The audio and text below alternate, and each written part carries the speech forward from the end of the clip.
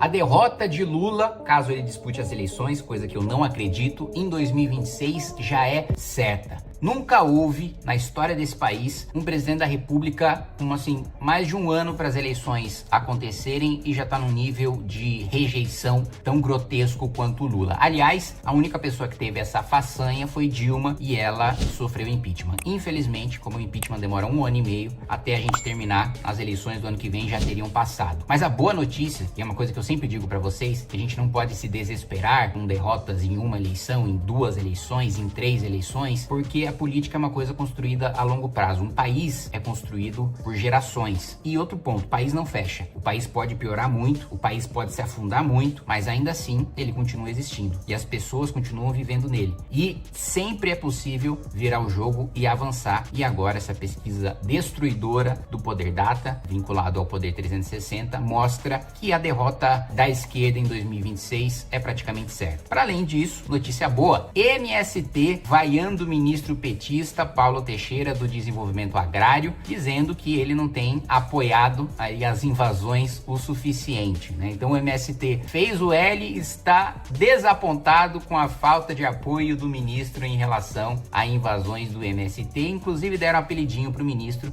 que você vai descobrir qual é esse apelido. Vamos lá? A aprovação do governo Lula, 79 anos, continua em queda. A desaprovação em alta. Tudo piorou um pouco para o petista de março para junho, embora as oscilações tenham ficado dentro da margem de erro. Só que as curvas mostram uma degradação contínua em 2025. O levantamento foi feito de 31 de maio a 2 de junho, já foi, portanto, capaz de captar o impacto da fraude do INSS.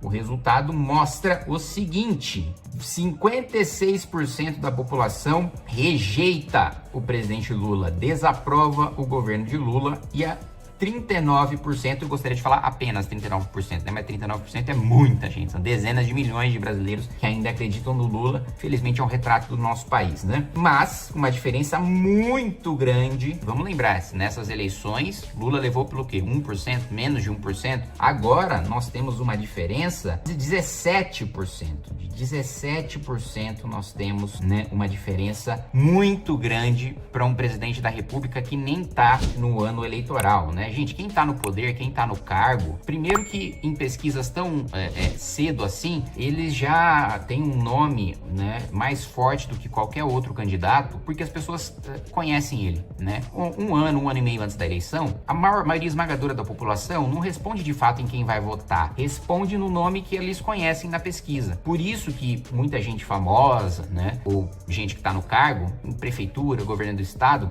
sempre começa muito bem e vai derretendo ao longo do tempo, em regra. Claro que tem as exceções. Só para pegar o exemplo aqui da Prefeitura de São Paulo, quem não lembra que toda eleição o Russomano começava na frente? E era porque as pessoas de fato tinham grande convicção de votar no Russomano? Não, mas é porque colocavam outros candidatos na pesquisa e não tinham a projeção do Russomano, que só se tornariam conhecidos uma vez começados os debates, o tempo de TV, e aí o Russomano começava na frente e ia derretendo. Mesma coisa da Atena. Da Atena sempre apareceu em primeiro porque as pessoas conhecem o nome dele, mas na hora do vamos ver, espreme, vê que não tem nada no debate, na eleição, no tempo de TV, e ele acaba derretendo. Mas fato é, por que eu tô dizendo isso? Porque era pro Lula tá muito forte agora. Era pro Lula tá muito forte. E veja, com várias medidas que ele toma na tentativa de retomar, né, o eleitorado, né? Então ele propõe a isenção do imposto de renda até 5 mil, e ele não corrige toda a tabela do imposto de renda, né? Dá isenção para quem recebe até 5 mil, mas todas as outras faixas que há décadas estão defasadas, ele não concede. Faz uma medida provisória do setor elétrico que destrói o setor elétrico no médio e longo prazo para conceder descontos a 60, 70 milhões de brasileiros. Então, assim, são várias medidas, vários pacotes na tentativa desesperada de retomar popularidade, e nada funciona. E não é nem que se mantém no mesmo patamar, não, ele piora.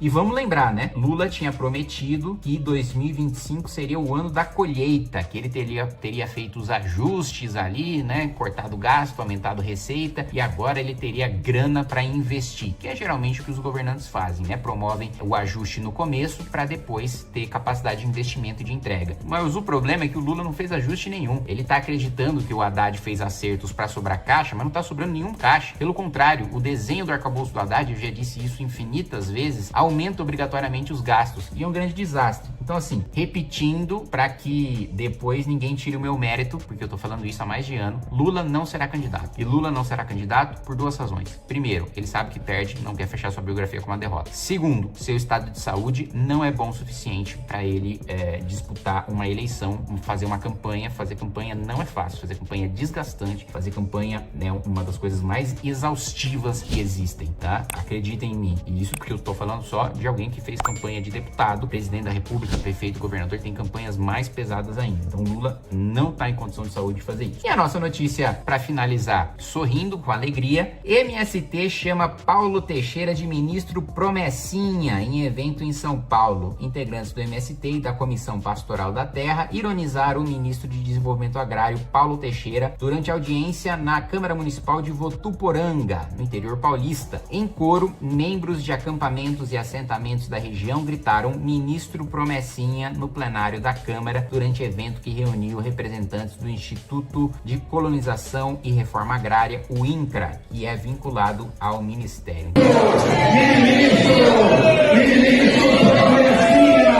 Então, rapaziada, MST, só tenho uma coisa a dizer para vocês. Façam o L.